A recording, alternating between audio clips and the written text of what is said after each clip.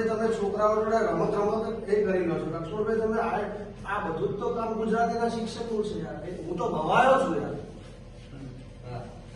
હું તો ભવાયો છું. એટલે તમે આ બધું કરજો.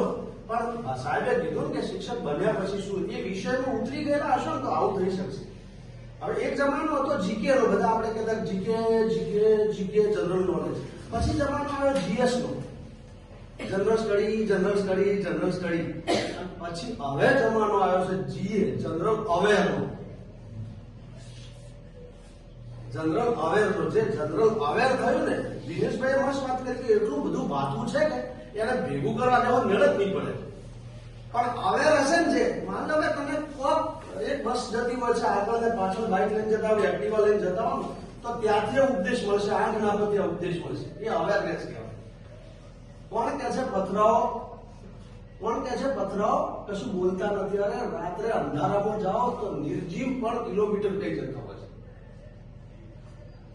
નિર્જીવ પણ કિલોમીટર કઈ, એટલે ત્યાં પગ મળશે તમને. એ